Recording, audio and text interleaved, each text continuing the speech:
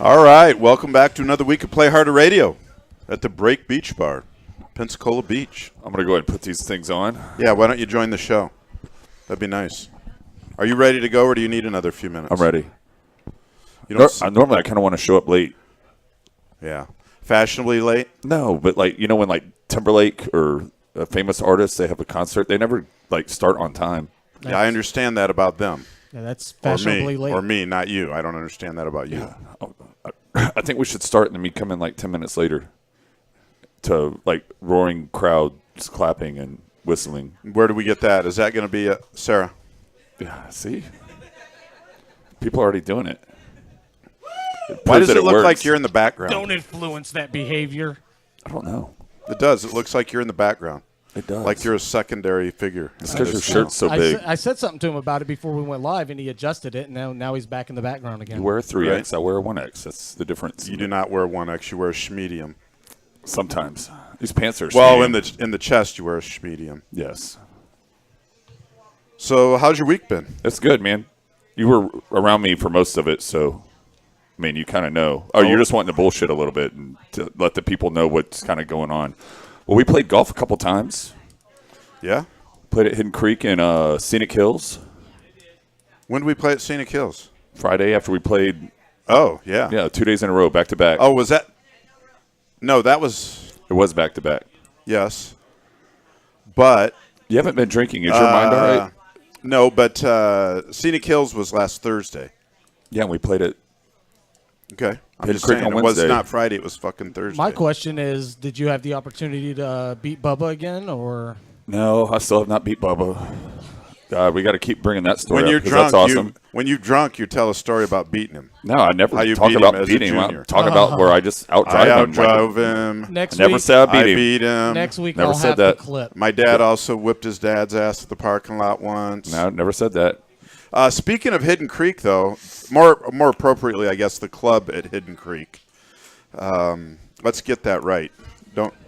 You said Hidden Creek. You need to be more The club specific. at Hidden Creek. Because if you put Hidden Creek into your GPS, it sends you to New Mexico. Arkansas or something. Yeah, New or Mexico. somewhere. Where, Jack? Yeah, Virginia. gotta put the Arkansas, New club. Mexico, Virginia. What's Yeah, I the didn't know how difference? Yeah, in other words, not this one, not the club. Yeah, at I had Hidden Creek. forgotten how to get there one time, and so we entered it, and it said it was going to be 13 and a half hours. And I was like, we're going to be a little late for our tea time, but we got it figured out. Hilarious. Speaking of that, as I started to say, Jack Lyerly, the head pro at the club at Hidden Creek, is going to be on the show tonight. We're going to start doing a little weekly The Club at Hidden Creek segment. I like it. I think we should talk a lot about me chasing their course record every time I'm out there. Yeah, you are chasing it hard. You're chasing it hard every time we're out there. Yes. I had a good time last time we were out there for about 13 holes, and then I had You know those white stakes? I had a meltdown. Come back to the tee and re-hit, okay? Yes. When they're on the other side. I don't ever have to come back to the tee and re-hit. I just re-hit. It's not like we're going to go look for it. We know that it's 30 yards out of bounds. There's no searching for it. Do you know that Brad did Brad send you the picture as well? Yeah, Brad tried to copycat me and bought my driver. He bought a high lofted one though. Only 1 degree more than mine. I hit a 7.5 6 degree driver for anybody out there listening that wants to know. It helps him with his snap hook. God, I've been snap hooking it. Body's getting a little bit too far out in front. I just got to control it. It's not even like a Billy Martin, a dead yank. It's just a. My lower body wants to party, man. I kind of disagree with your analysis on your swing, but who am I? I mean, to it looks say? good to everybody else, but if you're sitting there and you're not watching the ball travel, We might have to have Jack take a look at it. I mean, you've got it on video. He's going to say the same thing. He can look at it when he comes up here to do his segment and see if I want to see if he says the same thing. I'm getting trapped Is in that the fair? back. Yeah. I'm getting trapped. He knows exactly what that is. And when you get trapped, you can't get the club around, then it just snaps. And then I snap the club. Yeah, that was over your knee. Not still through haven't- your vicious swing. I still haven't Not through your, maintaining the. I'm not as bad about that as I used to be because it's The really lag. stupid, but my temper is the reason that I'm not playing You're kind of violent. a little bit. We saw that on the way to You the make show me today. you make me uncomfortable sometimes. I road raged some people on the way to the show today. Yeah, some guys were walking across the street. I think you were mad before they yelled at you, though. Yeah, because it was a green light. They're on It's green! They're on my time, and they just decided they were going to be on their time, and I wasn't having it. Well, the SRIA, the Santa Rosa Island Authority, pretty much has the beach effed up anyway. There's a lot of dissent. I think there's some unease, dislike, something like that, maybe like that, out in the audience tonight. I just think putting a walkway with a street light right in front of a beach where everybody is drunk is the dumbest thing ever because nobody knows how to negotiate it. I'm just going to drive. If it's green, I'm just going to go because I can't get in trouble for it. Some people stand there all day. Some people just walk out in the street like it's They're on their time. think- They got to realize they're on my time when that light's green. I'm not having any of it. I'll take a tourist out. Maybe I mean, two. what's the worst that could happen? Yeah. I mean, today it would have been a positive for society. Yeah, man. If you'd have kept those going. 3 kids are up to nothing. They were like 24 years old, and you could They just looked tell to that there is me nothing. like they had a little bit of, extracurricular activity going on. Looks like they have a in lot their more system. They have a lot more mug shots than I do. I'm not sure how many they have, but they're about to have some Yeah, probably. they're probably going to have some after tonight. Nice shirt, Wayne. Nice shirt, Wayne. Actually, I like Luke's shirt too. Both of those from the Shaka Bar. It's nice. Mine is not. What's yours? Oh, you got a Volcom Stone one on? Yeah, I think TJ Maxx. Right on. I look like I bought it from Interlight or somewhere cool, but I think I think it came from TJ Maxx. $14, retail $39. Exactly, man. It's a deal. You need to take a look at that stuff more often. Hey, so just like on the show, like we always do, James is going to read off a bunch of stats and shit from like sports events, and I'm just not into that really anymore. So I'm just going to, I've got a bunch of this useless trivia nonsense that we're just going to crack out from every once in a while he's spitting out his nonsense, and we're just going to, we'll make it all work. It's going to be fucking fascinating. I'm God, sure. that's 2 F-bombs. That's $2. We got to fix that, All right, I'll quit saying it. So you can't look at my notes, and I can't look at yours, so we have no idea what's going on. The NCAA came out with some uniform mandates this week. We talked about it at the house earlier. Yeah, they Hold on, because you said that as if you were gonna mess up the continuity of the show. Yeah, man. who did? Me? Point exactly. So go ahead and say what you're going to say, and then we'll talk about our conversation earlier today, because I was confused. Yeah, so the NCAA comes out with uniform requirements. T-shirts can't go below the jersey. The back plate can't be exposed. The belly can't be exposed. The pants have to cover the knees and such. All of that sounds like, and you said shorts, by the way. No, not until you said something else. And so my first comment was like Larry Bird. Larry Bird wore them short shorts. Wore them like that. And I go, football. I had no idea. It was football. Next time, You're talking basketball. when you say NCAA, say the sport right after it. Or I'll Back have plate. no idea what you're talking about. Belly showing. And then I said, yeah, there's guys out there wearing football pants now that looks like they're wearing shorts. You never said the word football. I know. After you said, Oh, after yeah. That's how I knew. But I'm in agreement. I don't like where they've got their football shorts. they look all like the way. they got coaches' shorts on now. Half of them. Yes, like those 70 bike. The bike was the brand. I had a pair or two It of always. those. I mean, I'm not. Did you wear compression I'm not shorts being- under them? I don't know. I'm not being gay when I say this, but remember all like the PE Pause. coaches looked like they had a cup Pause. on during PE class. They wore the bike shorts, and it was just all ugh. No homo. No, pause. Pause. That, by the way, I forgot about think that. that is a term. Did we have that conversation before? Yeah. We've already talked about it. Oh yeah, I rocked it last week. Yeah. The no homo used to be politically correct, but now some are offended by it. Nobody used to be offended by it. It was just like if I were to say, man, I love my boy Jack, no homo. So nobody thought I meant something. It's weird though. We have a lot of gay friends, and But they're now, not even yeah. mad at it. It's all No. straight people that are nuts. Yeah. It's straight white people Yes. on the East Coast and the West Coast. No Anglo. That's what- Northeast We and should the say West no Coast. Anglo. No Anglo. Anyway, you have to say pause now instead of you know what. No. Speaking of gay people, I don't know if you saw, there was a transgender woman that was raped in prison in Colorado earlier this week. Wait, what? A transgender chick was in a man's prison and got raped. Awesome.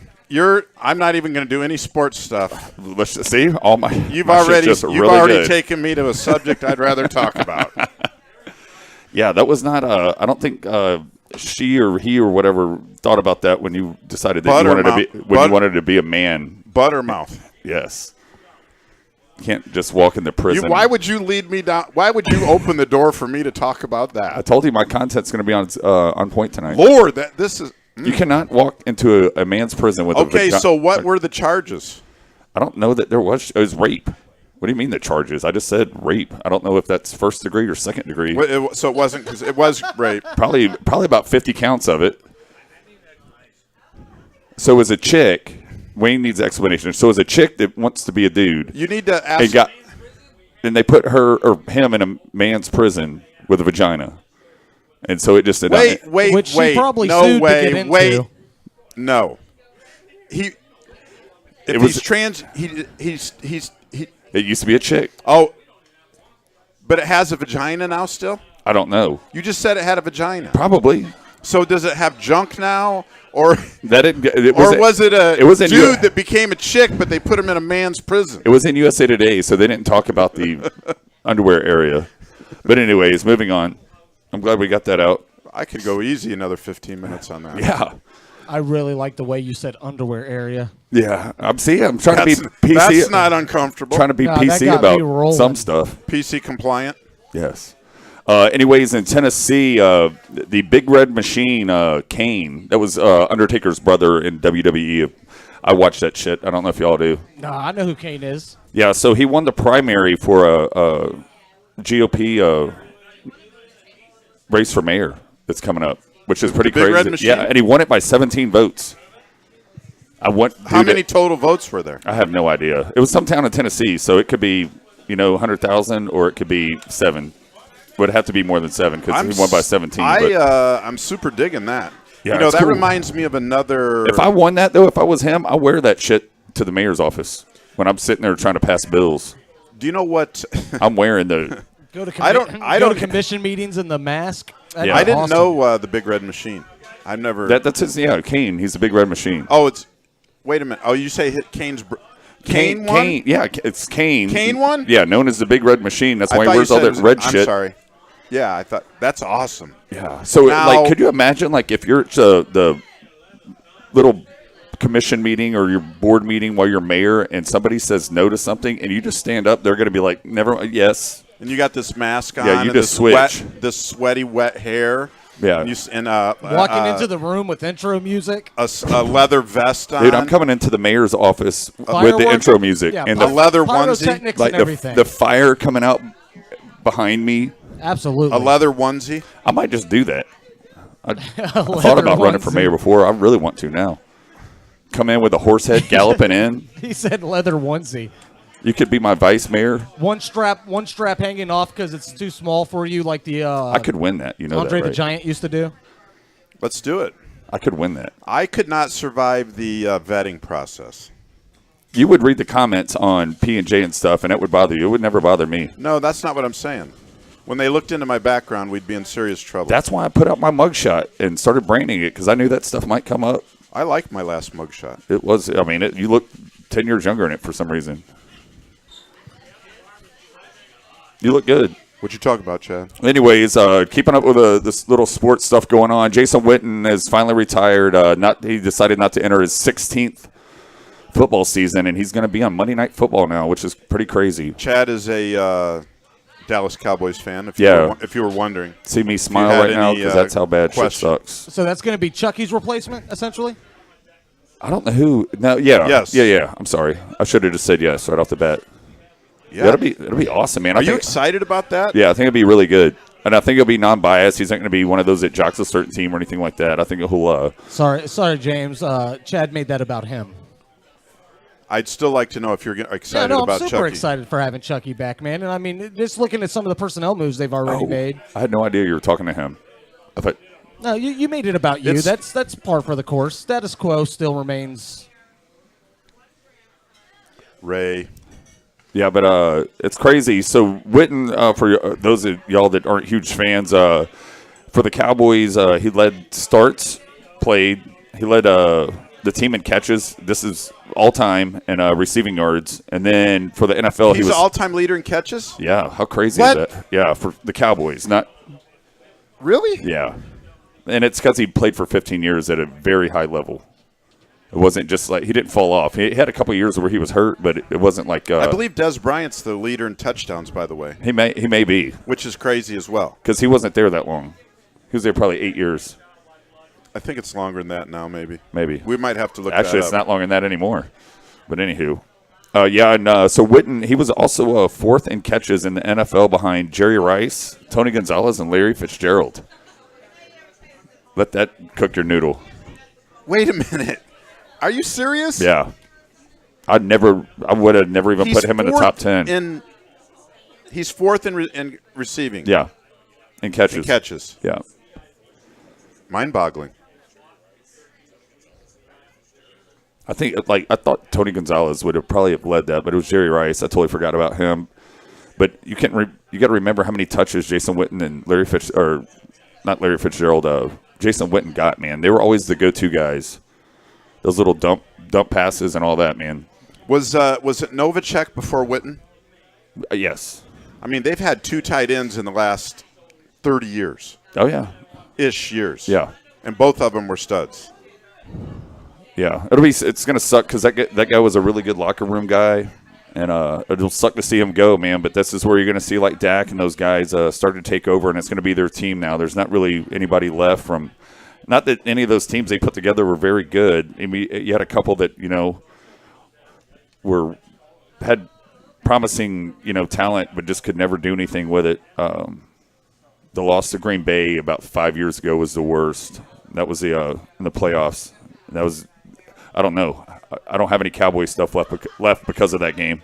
Last year was not last year, the year before last. Oh, yeah, it was awesome. Kind of a rough one because they had such an awesome regular season, and Dak was just – I thought Dak had one of the best, if not the best, rookie campaign ever.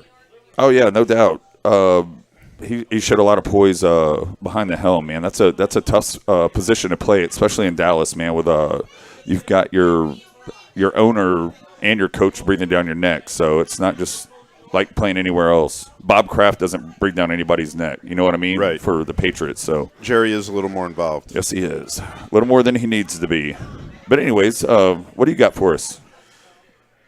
A little bit of baseball stuff, I guess. Mookie Betts passed Ted Williams for 3 home run games in Boston. I don't even know who that is. The only Mookie I know is Mookie Wilson. Mookie Betts. Mookie Wilson's the only Mookie I know. We'll get to the Yankees if you can give me a second. I knew I could break up that little party over there. You guys are kind of loud. I'm just kidding. Be as loud as you want. Especially you, Lou. So three home run games. What do you think so Williams had 3, but how many is the major league record for 3 home run games? How many 3 home run games? Like through a season? No, in a career. Mookie Betts has 4 now. Ted Williams had 3. I consider Ted 11. Williams 6. Wow. You would have figured like steroid era Bonds or McGuire would have trumped that, but I guess not. Well, they are down there at McGuire or Sammy is at 6 also, tied for first. And then speaking of that era, so Sammy tied for 6, McGuire with 5, and then Barry Bonds down at 4, tied with Mookie Betts. But there's only 2 at 6 and 4 at 5. How long has Mookie been in the league? Probably 10. I don't know. 10, 12 years. I bet his I'm not jersey sales sure. suck because I don't even know who he is. Yeah, he's actually pretty great outfielder hitter. Johnny Mize was 6, and he was 15 years in the league. Played for the Cards, Giants, and Yankees. In the middle of that 15 years, he did 3 years in World War II. I got you. Cool. I wonder if he fought with Elvis. I don't think Elvis was World War II. It would have been Vietnam. So I'm going to go with a no on that one. Was he Vietnam or Korean War? That's a joke too. Did he even serve? I guess he did serve. Yeah, he did serve. He wasn't like Ali where he did he do like USO stuff? I'm pretty sure that dude did USO stuff. I'm crossing out all this stuff. I was surprised that Barry Bonds only had 4. Yeah, well, what really sucks is he wasn't going to have a lot of 3-run games because if he was hot, he was going to get walked on purpose. He got walked a lot. He's probably, I would say, probably the most ever. It might be the intentional. all-time walk leader. But here's my deal: if I'm Barry and I'm that good, dude, swing at a couple of those, and you better give me an. You know what? Did he ever do that? I don't know. I would take do that. just take a swing through. I would do that. God, I would be the biggest prick if I was famous and like a good at sports. I would swing at that stuff. You'd be a bigger prick. Yes.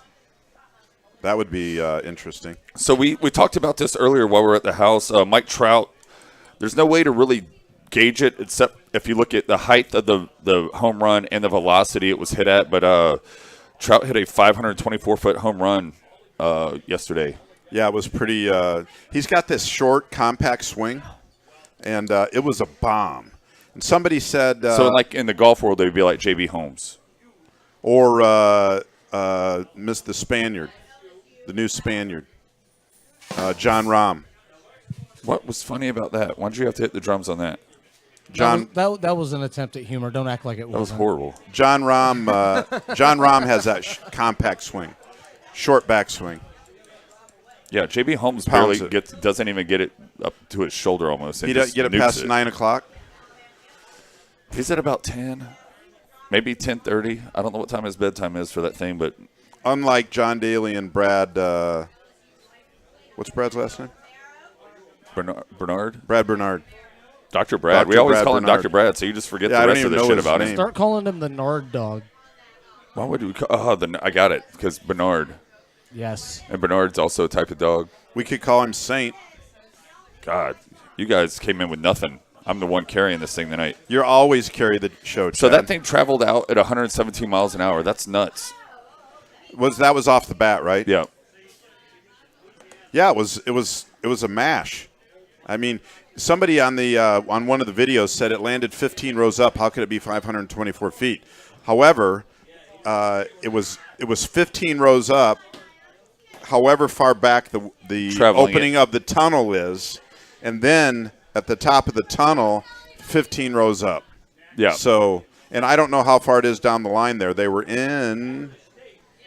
I believe they were in Los Angeles. So I'm not sure how far. But anyway, Anaheim. 524 feet is a long Yeah, way. it's a long way and he's not that big of a dude. He's stout. He's a beast, though. What is he, 6'1", or he's I know, 6'2", he's and probably about like 5'10". No, he's not. Yeah, he is. No, he's not. Google it. You want to go above or below 6 feet? I'll go 6 and below. You can go 6 and above. And All I'll right. look it up. You got it. I got it. I want to say 6'2". Waiting on it. He should maybe someday he'll be in one of. He probably won't be in those 3 home run clubs, but You never know with that dude. That guy gets on fire. 6'2". ooh, how tall? You just edited Wikipedia. How tall? Wikipedia. You edited that. This to is show me up. Let me figure out where this is pulling. It is indeed pulling from Wikipedia. Wikipedia. I'm right. Go to So- baseballreference.com. And I was about to, because it's like the third one on Guys. here. But the stats of right here is 235.62. You don't have to get the literal police here. You won. It's a big No, baseball player. I'm pulling. Shows you how much baseball I I'm watched. pulling the reference. That's a stocky baseball The player. last baseball game that I watched throughout its entirety was a Little League World Series, and all those little dudes are about 6'2", 4'9". 235. All those guys are about 4'9" or 5 foot. So it's not my fault that I can't judge a baseball player's height based on little kids playing baseball. Is that what it is? Probably. What's the little slugger in Houston? That's an itty bitty guy. He rocks 'em. Altuve. Don't even know who that is. Yeah, Altuve. They got Breckman, too, at third. He's another giant. They got about 3 guys on that team that I think go about 5'8". Monsters. Sounds like sheep out there. Did anybody else hear that?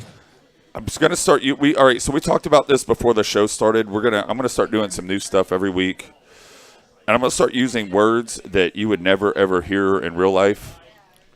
And so here's my take on baseball, huh? Here's going, my I'm take sorry. on baseball. This is how much baseball I watch. I am Saxicolus. Saxicolus. Yeah, it means one who lives under a rock. So, I mean, I don't know anything about. I'm Saxicolus when it comes When to it baseball. comes to baseball, Yeah. that's what you meant. Saxicolus. Y'all won't hear that word probably ever again in your life. Wayne's here, but I don't think his brother Will is. Wayne Brown. So we could go with the word. I'm going to throw a word out there for you. Clausomaniac. Isn't that a song? No. It's somebody who can't talk without yelling. Oh, Joe Daddy. That guy screams. He just wants Oh, to yeah. No. Yeah, he just wants to tell you hello, and next thing you know, you feel like you've been in a Metallica concert front row. So I'm going to scratch that one off. I don't have to use Sexicalis anymore unless I choose to. I want to see if you can remember it 2 days later. Right? That's what I want to know. What'll be good if I ever get on the Wheel of Fortune? I'll know how to spell this shit. Karen's watching us. Proficious, is she? Yeah. You know what Karen, Hi, Karen. is? Hi, Karen. Karen is a She's a clausomaniac no, as well. she's an osculator, and what that is somebody that likes to kiss a lot. An oscillator? An oscillator. That's two. I'm going to cross that one off. Why don't you scoot over to your left a little bit? Oscillating means to remove repetitively in two directions. Oscillator, not oscillating. This is an oscule. Oh, a stool. Oscule. Like Sure. Azul from Ghostbusters? Yes, it means you like to kiss a lot, and my girlfriend likes to kiss a lot. That's what I tell my kids. I'm waiting to see Points. if she comments. I'm on getting the, points right there. If she comments on the feed. Points. Did you notice I'm kind of watching the feed and talking to a few people a little bit as we go along tonight? You should be more in tune to the show. It's very though. stimulating I'm having to because fill it nobody's with- answering I'm me. having to fill it all with content, and you're just over there playing on Facebook. I just put the chat up, and it's Chris Atkins once, and then James a bunch of times. It's, Ooh. Well, Yeah. for us to be more proficious, which means profitable, we're going to have to start reaching more people. Proficious. Proficious. All right, we're going to cross that one out. That's my 3 words for the week. Proficious, oscillator, and sex. Hold up. If this is going to be an ongoing thing, then I think the new rule should be you have to work it legitimately into a conversation, each one of them at least Yes. twice throughout the show. I agree with that. All right, so y'all just No, made up you your can't own just rules. do them all at once. You What's have the- to what- drop okay. them when nobody's prepared. What is the first word that you gave us? S-A-X-I Coolius. Saxiculius?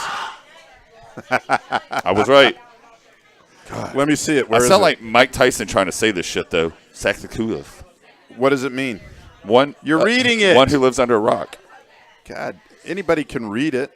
All right, so we're done with that one. All right, go back to your sports stuff. I think you kind of ruined my sports stuff. You were doing good, though. You were on a roll with it, that Mookie dude. Well, you know what? I didn't even get to mention my favorite part of who's tied with Mookie. Of the 9 guys tied with Mookie, Pujols is one. Willie Stargell. That's We a are big- family. Yep. And Ernie Banks. Willie Mr. Stargell was Cub. a Pittsburgh, right? Yes, sir. And San Diego Padres. We are a family. I don't remember if he may have played a year or so in San Diego. A lot of people can't just finish it up and go home. I watched a deal on Pujols yesterday about him. Alex Rodriguez was interviewing him, which was kind of weird. But Pujols just recently got in the 600 club last year. I don't know where he's at now. But they were talking about that, and it almost seemed like Alex Rodriguez was envious because Pujols was never really implicated in anything. That dude came out of the womb pretty big. Is anybody else weirded out that Kagan has facial hair? Dude, have you not seen him in the last 3 or 4 months? No, I have. It just weirds me out every time I see It's it. weird to me because it's red. And the rest of it, it's like he dyes that shit. Yeah, where the hell did the red hair come from? He dyes it? No, he's been hiding it. God, he's pissed now. That's a big dude to get pissed off. He still talks like a cop, though. That's cool. Yeah, but my point was Alex Rodriguez interviewing Pujols. It was almost like Alex Rodriguez was envious. And I'm not trying to piss Jack off in the back, but A-Rod, kind of just we know he all did it. He admitted to doing it, and Pujols Did he admit it? Yeah, and Pujols never even his name was never even implicated in anything. Well, people I think wanted him to be implicated, wanted him to be guilty or whatever, but there was never anything there for him to be charged with. That was like Frank Thomas. That dude was big when he was 8. The Big Hurt. Yeah. Where did he play his college ball? Auburn. He was also a tight end. What other baseball player came from Auburn of note? Bo Jackson. Man. If he'd have stayed healthy? Yeah, I'm tired of hearing that conversation from people. I mean, it's true, but we need to let the. He was fascinating. Yeah, he was fun to watch, man. He was definitely that guy was fascinating. pretty polarizing. Matt Ryan signed a 5-year extension. Is that to the Falcons? For the Falcons. Incorrect. My good sir. how much? Get back behind the producing table. $30 million a year average, $150 million, $100 million guaranteed. First quarterback to be guaranteed $100 million. That's crazy, and he hasn't done shit. Making it to the Super Bowl is not worthy of that kind of. It's not like baseball where the whole contract is guaranteed. Ooh, thank you, Lapaka. No, hey, just one. Just leave it there right now. Yeah, I'll probably just do both of them. Right? Seeing how you can't drink. Should be good. Should be good. Yeah, the long arm of the law has its grip on me right now. Yeah, man. It's fun, dude, because you're not drinking. I have the invisible choker and leash on. I like it because since you don't drink anymore, people still bring us 2 shots, and I get both of them. I know, right? That's awesome. I've been surviving fairly well without. You've been a lot nicer. Without what? This. You know, No, I'm on. they can't. You know, I'm on. Shit, no. His stuff will probably go on as long as yours. Yeah. That's what I didn't want it anyway. I know, man. It was that second charge fucked me up, man. That's Oops. $3. Why don't you agree to August is what I want. It's a year. Since It's the, August if I get off in 6 months. You should have said, fuck you, lock me up. All right, since the conversation has been sidebarred, I just want to remind everybody out there that the hotlines are open, 850-907-7686, if you guys want to chime in. Yeah, make a comment to Tristan. Oh, he texted I just got a me. nasty look for interrupting your conversation. You've been a lot nicer, though, since you don't drink anymore. Yeah, I just realized that I spent money on a lawyer when I didn't need to because I could have just had LP advise me. Oh, right. Lapaka sounds like he'd be a good lawyer. I think he sounds very knowledgeable, like he knows what he's talking Probably about. because he's been tied up in court for 2 years. Right? Why don't we take a little break, run our commercials? There's nothing wrong with a jail cell lawyer, man. I would be an awesome lawyer. My mugshot is nice though. We need to get you like a shirt when you get off all this stuff. It'd be the first, if you were a lawyer, it'd be the first time a judge ever recommended somebody defending themselves. Mr. Grant, have you thought about, contemplated defending yourself? I thought the court frowned upon that. Well, in this case, After the opening arguments, I'm going to call a recess, 2-week recess. and when your lawyer finally makes bail.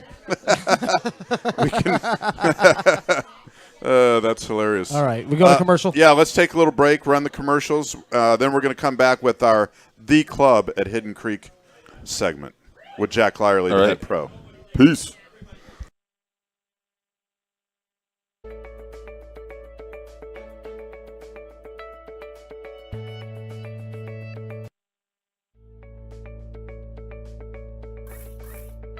Brought to you by Hotel Staffing and HR for your payroll, workers' comp, human resources, benefits, and staffing.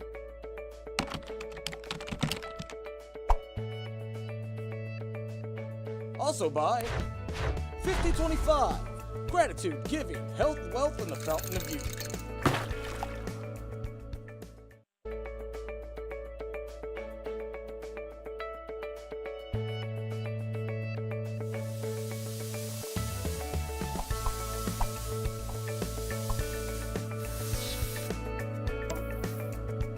Playharder Radio is sponsored by Rocky's Termite and Pest Control, a family tradition since 1962. Rocky's Termite and Pest Control is family owned and operated and serves the Escambia, Santa Rosa, and Okaloosa counties. Give them a call today, 850-380-5408.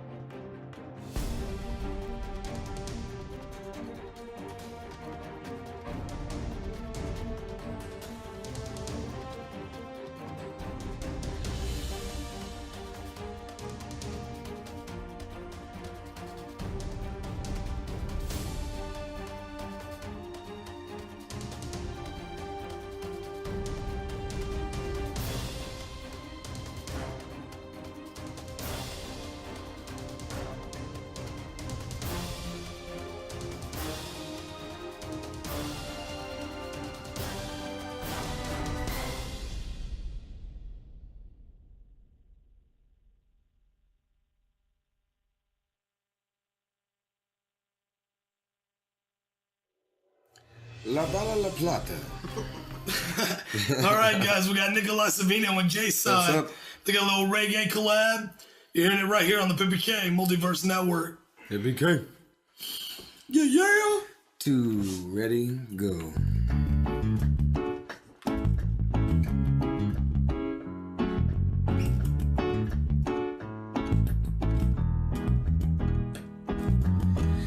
I've been drifting on this road for too long, searching for my soul. We are one world, one planet, one people, one all. The universe unfolds. Well, life carries on when we ride upon the waves. Life carries on when we ride upon the gravity to the path we find.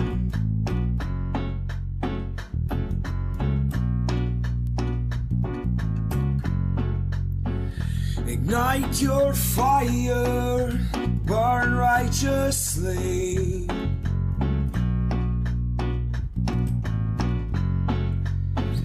Ignite your fires, burn righteously.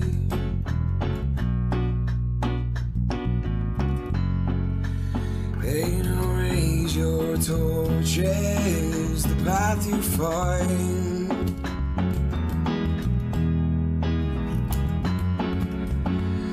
Raise your torches to the path you find.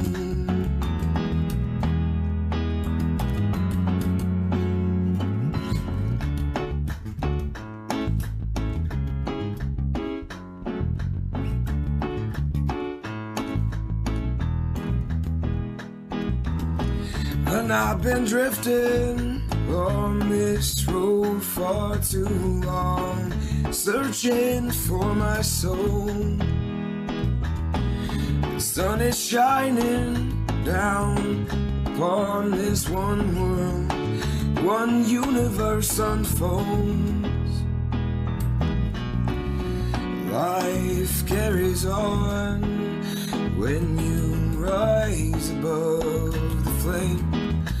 Oh, when life carries on when we ride upon the gravity to the path you find.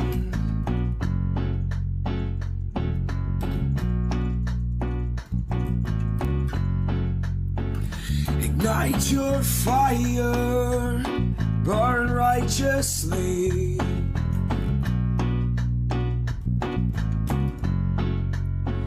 Ignite your fires, burn righteously.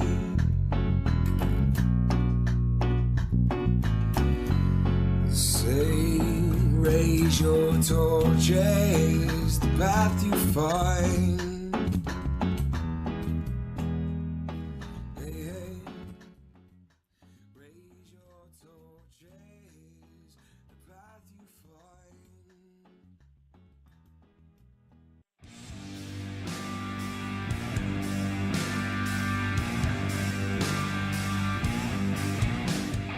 Getting sick of hearing my voice yet? I know you are. You're watching Play Harder Radio, part of the Pippy K Multiverse Network. All right, we're back. Yeah, we're back. That was a good little break. There's somebody's texted me wanting to know if we're going to talk about Texas Tech. Somebody by the name of Tristan. Ooh. We can. Man, you know what Tristan did the other day that was awesome is he sent me a text. It was actually yesterday. And he had I think probably off Amazon, but it was the Reagan Bush fanny pack. And he goes, should I buy it or not? And I said, you buy that What thing. kind of question is that? Yeah, you just buy that, Tristan. buy that thing. Don't ever ask me that stuff. You just Wear it. Yeah, just do it and wear it. So I had some interesting news out of Lubbock that I wanted to talk about as far as Bobby Knight's their. back? No, it's a sports thing, but it's It's sports support. Texas Tech sports support. Supporting characters. Raider Red. What is that? Raider Is that Red. that's the mascot, Raider right? Red is their mascot. Gotcha. Kind of looks like Samity Sam. Or an Oakland Raiders Old cheerleader. Samity Sam. Guns up. Guns up. Yeah, they have a pretty cool tradition there with that, I guess. They have some pretty good. What's their crew or what's their The saddle tramps. saddle tramps? Trampers or tramps, I think it's tramps. maybe. Why He not? could. It's like the Spirit Club for Texas Tech. It kind of gets the vibe going for. They handle the Raider Red stuff. They do the Masked Rider. Yep. It's an actual horse that they ride. He's not part of the Yep. saddle tramps. It'd be hard to initiate a horse. Right? seeing They how do a halftime show with a bell. They ring a bell or something like that. Tristan did that last year. He was a lefty. That's how you could you could pick him. I believe, right? Is he a lefty? Oh yeah, most of my family's lefties. What? They are. I'm a righty. Is your dad a lefty? Yeah, he's a lefty. Is Breck a lefty? Breck's a lefty. Whatever. But they play golf righty. Is It's Tristan? like they're trans. Tristan's a lefty. They're trans-handed, which means they were like when you're a lefty and you play golf or baseball the other way, you're trans. So my family's trans. 850-907-7686 if you'd like Ooh, to call he the show. nailed it this time. Check that out. How about that? Right here on Play Harder Radio. Little Rumple being You used poured. to get it wrong. I never said anything, but you said it wrong the same way so many times that I thought about buying that number. Right? That's a 850-907-7686. There you go. Give us a call. Somebody call. But anywho, hey, yeah. So you were getting back to Raider Red. That's where they pick it every year, maybe, and it's cool because you really never know who it is, and they tell people the identity after the year that they've served, and I think that's awesome, man. That's a good. They don't know who it is? No, you're not. Yeah, it's a secret society. Does anybody know? No, it's a secret society, Like which Skull is and cool. Bones. Yeah, I like the it. skulls? Is The that what skulls. you just said? Like Skull and Bones. We should do our own secret society. We talked about that. We kind of have a secret society now. Yeah, we do. Anywho, let's get back to some of our trivia stuff because Jack's going to come on and talk about the club at Hidden Creek. Notice I did that perfectly there. I didn't just say Hidden Creek. I said the club at Hidden Creek. You did that very, very well. Yeah. Very well So, done. anyways, James Brown was born on this day in 1933. My favorite. Now, that's probably the most fascinating thing I've learned today. Yes. There's He was awesome in Rocky IV right before Apollo died. I feel good. There's a really cool video of him doing a show that was on national TV, and a bag of Coke falls out of his pocket, and he like smoothly picks it up as he's dancing. It's Could have been protein powder. that's what it was. Yeah, It was it could have creatine. been. It could have been confectioner's sugar. Right. That guy had a lot of balls, man. He washed up on shore, right? he rolled with his hairstyle was like a 80s woman that was about to go to work on Wall Street. A 70s. white chick. 60s. Yeah. It looked like- 70s white chick that was 60s. about to go work on Wall It Street. Yeah. looked like a Lego man hair. It did look like Lego Man hair. That's it. You nailed that. I'm proud of you. Thank you. Yeah, that's what would you do? What was the movie with Tom Cruise when he played Barry Siegel, American Made, that was just on? Yeah. Speaking of found, what'd you say? Where'd you say you found a bag at?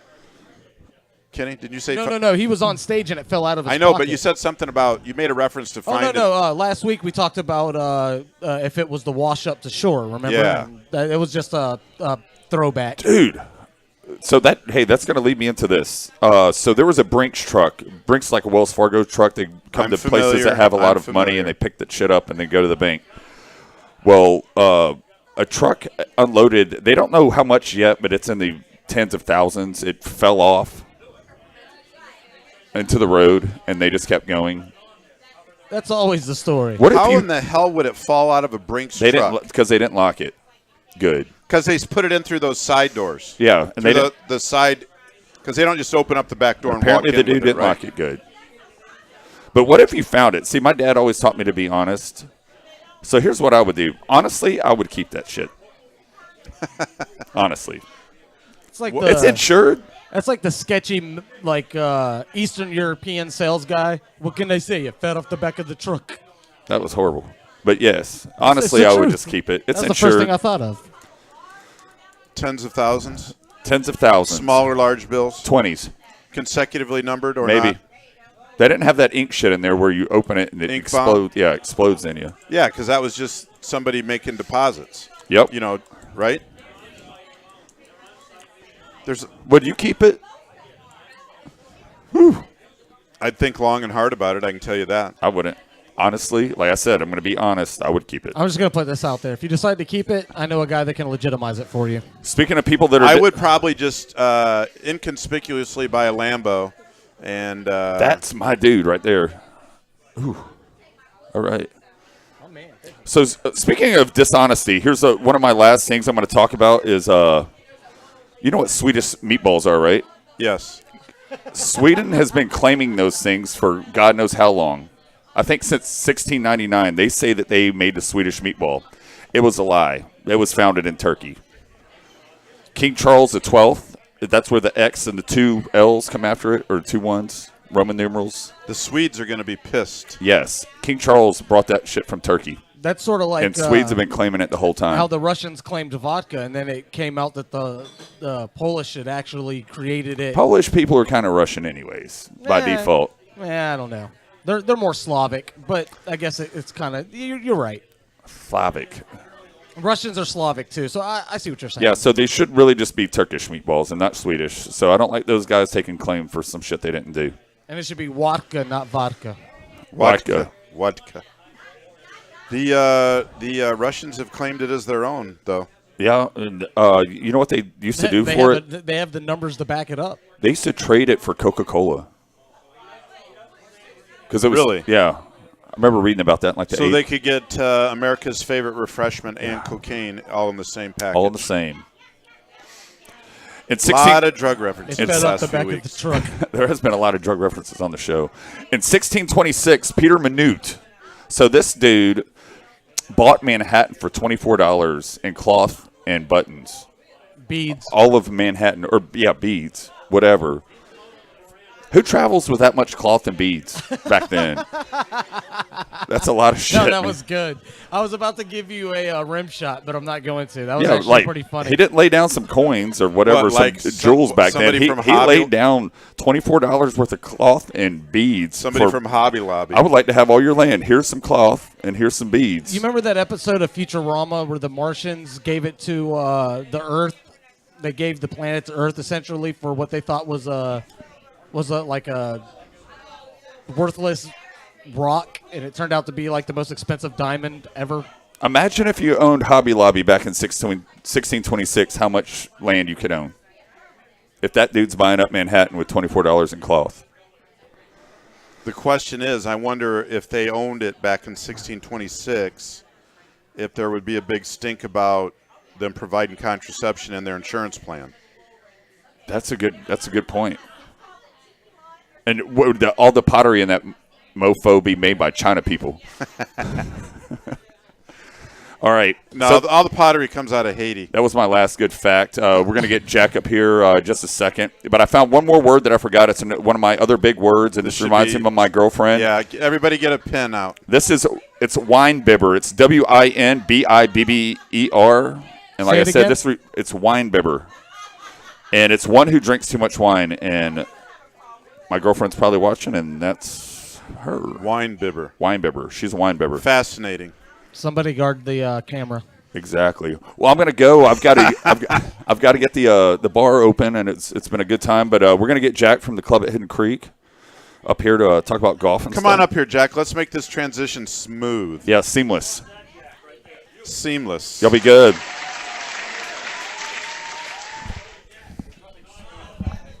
I made sure it ended sharply so that way it wasn't smooth. Seamless. I can't wait till the day something seamless and smooth happens on this show. Right? It's coming anytime soon. Well, I mean, I'm not going to lie to you. Every time Colquitt leaves, I believe we get closer to it. Even though he carries the show. O'Doyle rules. Jack, how are you? I'm good, man. Good to see you. Good to see you. How's your day? It's good. I didn't do anything today. Were you It was off nice. today? I took the day off. Yeah, I watched golf all day long. Can you hear him all right?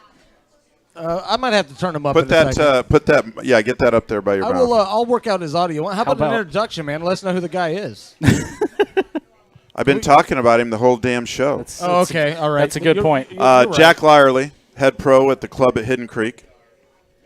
What do I want to say? Rose quickly through the ranks Yeah. at the club to become the head pro there. And have you been James there 2 years Flajaw yet? Grant, a wordsmith. I started January 2015 as the head pro, and actually no, started January 2015 as a cart guy, and then March of 2016 I was made the head pro. What does a cart guy do? So you like rallied up the carts, Literally cleaned up, wash charged carts, them, wash stuff carts, like and that? pick a range all day long. Yeah. Make sure there's plenty charged, ready for the next people. That kind Yes. of thing. Yes. Do you store clubs there? Unofficially, yes. Oh, Dude, anytime this is no shit. unofficially. Anytime I've ever had to borrow a club, and I lose my pitching wedges a lot. I don't know why. I just always have. Quit throwing them in the lake. Well, that's Good happened. point. That's happened too. But it's always been the cart guys that have gotten me loaners, man. And I'm left-handed, so they're not easy to come by. Oh, you're left-handed? Wrong-handed, you mean? No, I'm pretty sure the right side of my brain runs it, son. Very, very expensive to play golf left-handed. Yeah, it is. Just throwing that out there. Trust me, I know. I play with a lot of cheap. I got a little clubs. cart guy story. I was a cart guy at Lone Tree in Littleton, Colorado for a while. Okay. So I could I had to work there a in couple his mornings. 40s. Couple mornings a week. A lot of comedians. But they had membership there. One of the members was a general, an ex-general. Okay. And he called up for his clubs one day, and I got busy. He called for his clubs, and then I got a phone call or something, and I was busy chatting on the phone. Then I'm like, oh, shit. And I get the clubs on there, and I run them down there, and he is pissed. Yeah. And he was he was pissed basically because a group of women had gone off in front, had snuck out in front of his tea time Because you were late. because I was late bringing his clubs up. There goes your tip. And I said, tip. I said, sir, I am so sorry. I apologize. My bad. I screwed up. I'm sorry. And then he just proceeded to rail on me some more. And I said, sir, you know what? You're right. I'm sorry. I was negligent, and I'm sorry. And he just kept railing on me, and I'm like, Whatever one more happened time. to that version of One you? more time, I'm like, I am so sorry, General. It won't ever happen again. And he kept going again, and finally I go, hey, I said I'm sorry. So I go back up to the cart barn. How'd that work out for you? I go back up to the cart barn, and my buddy Jim, I can't remember his last name, all of a sudden I hear ding, ding. It's a phone call from the clubhouse. He's like, hey, Jim. I'm like, hey, Jim, what's up? He's like, yeah, it's probably okay for you to go home now. It's awesome. It's a Great story. It's been my experience when you deal with people like that. It's when you stand up to them that they actually act right towards you. Well, Generals, Yes. that could be true, but it wasn't true in this case. Officers are going to be a little bit different because they're pampered and coddled, but I'm telling you, I didn't get back I get up to the cart barn, and I'm in there. I go back in there, and I'm just like, I'm telling you, it wasn't 30 seconds. And that phone rang, and he's like, Yeah. you knew that call Yeah. was coming, right? Yeah. oh yeah. Oh, I've let it rip to a few customers and thought I was going to get in trouble about it, and luckily, hasn't happened yet. I didn't protest too much. You know, in my line Thou of dost work, protest too much was not uttered in my way. I don't have to interface with customers. I work in the healthcare industry, but I have to interface with doctors, which are pretty much the rudest, nastiest people on the planet. And, there is no stand up to them. You kind of just let them extend their bravado and then just walk away knowing that if you saw them in the street, they would never do that. You know what I mean? That's really all you can do. Because it's just the place where you work. So you kind of just, you're like, you're being like this because you have this weird power here, but outside of this place, you don't have that. So I'm going to let you have that here because you obviously don't have it anywhere else. Right. If that makes sense. Right, I don't exactly. know. However, they say Exactly. the doctor friends that I have that work at the emergency room at Gulf Breeze feel like that that's how they feel about the Gulf Breeze residents that come into the emergency room with their hangnails and stuff. Which ones are we talking? Well, I don't want you to say their names, obviously, but I know them. That's my hospital. Cool. We'll talk later. Just no matter what you do, don't ask them how they feel about the IT department. One may be don't do that. One may be in the house right now. Oh, shit. Over on the other side. We spoke of him earlier tonight. Tell him to put his pen and pencil away. There's nothing to be said about me. We spoke of him earlier tonight. Did we? Yeah. You're going to have to go back through the memory banks there and hear what name. I played golf with him at the club at Hidden Creek last Wednesday. No, I remember the name. It doesn't ring a bell, and We'll talk after the show. Yeah, we'll do that. Hey, do you have before we get into golf with Jack? Do you have Brandon Dean's phone number? I've got that on lock when it's time. Okay, we're gonna do that. That's an 8:30 thing. We're not probably gonna go that late, so we'll see how it runs. I'm sure my co-host has hit the road, so maybe Jack and I'll carry he's gone. But he's right there. I see him. Well, whether he's in the building or not doesn't mean he's here. Let's focus on the guest here. Right. Okay. So, Jack, tell me a little bit about the club at Hidden Creek. It's in really good shape right now. It's always in good shape. It is. It is. Our superintendent's been doing a fantastic job. I played the other day, and the greens were tricky, to say the least, and I've been playing there quite a while. But real quick, just to reiterate, what is your role at the club? I'm the head golf professional and director of instruction. I do all the teaching there as well. Nice. And it's good. It's really good. Waiting for some hot weather to get here so we can so the course can really start growing. I need you to teach me all the things I won't listen to you about. I can do that. I don't charge much. That's what golf instruction is to me, and I've gotten it plenty of times from some really good golfers, and it always ends up turning into stuff I just will never listen to. Really good golfers or really good instructors? Oh, well, no, yeah, there's a big difference. Huge difference. Huge difference. You can be a really good golfer and a really terrible instructor at the same time. Right.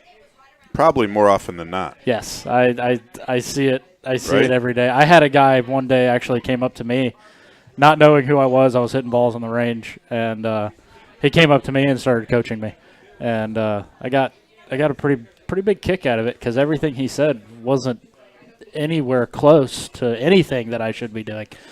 It wasn't conducive to good teaching. Huh? No, it was not. It was a derailment, if anything. It was the exact opposite of what I wanted to do. That's what it is. I think the whole phrase. If you can't do it, you coach, or however that phrase is I don't believe in that necessarily. I believe you've got to be astute to what it is that you're doing, and you have to have a level of understanding of multiple forms and whatnot. But I think what happens is people that are good are so in their own head that they expect that everybody else should be there too, and that takes away from the whole learning or educating thing, because it's not – I want to show you how to do it right. I want to show you how I do it because I believe that's what's right. Exactly. Especially when I get a new client that has never seen me before or met me before, has no idea on my teaching philosophy at all, I actually take the first 15 or 20 minutes of the lesson, and I just sit there and hit shots in front of them. And I believe that exactly what you said, that saying of if you can't do it, you coach. No. You need to have some credibility. If you're an instructor, you need to be able to recreate what you're trying to tell them. And I think there's something there for sure. Absolutely. Like, for example, there's a lot of coaches from all professional sports that I'm not going to say they failed. They made it to the pro level, but they just didn't have a prolific career. Mm-hmm. But they became incredible coaches because they had the intelligence level to get to where it is they needed to be. Right, as a coach, because you can't just be what do they call it? A Monday morning quarterback or an armchair quarterback. And think you can just coach. Exactly. Right. Exactly. You know what you want to see, and that's the same as if you're just an absolute stud at what you do. You just automatically think you can tell other people, and that's not true. Unless you're Stan Van Gundy. Right. I mean, there's no, and there are exceptions to that, obviously. Or Lou from Cleveland. That's funny. I'll yield to your inside joke, Faja. I love to bash the NBA. But the golf course is fantastic. We're finally done with tournament season. We've had a lot of outside charity events over the last month, and we've finally calmed down, and we're back to normal operations, being open 7 days a week, and it's been good. It's been busy. And super busy. The weather's been pretty good too, man. Weather's been fantastic, and when the weather's good, golf course is busy. I mean, you know, you're out there, you see it. It's when the weather's good, we stay busy, and that's what we like.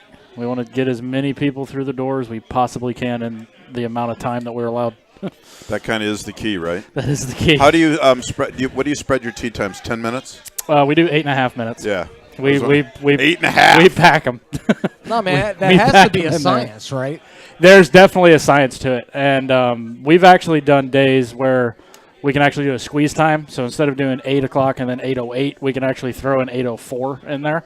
But there's definitely a science to it. That make sure that if they were to fight, it wouldn't be anything drastic that gets you guys in trouble. Exactly. Well, and we try to tell our customers when they come to the counter, especially people that have never played there, that hey, you know, the national average of a round of golf is 4 hours and 20 minutes, and that's what we go by. If you're under 4 hours and 20 minutes, then you're good. You're fine. Quick story, and then I'll relinquish the mic. But this is a promise, Faja. But around the time the new owners of Marcus Point, when they first were starting back up and everything, they there was like this big boom because they were offering these cheap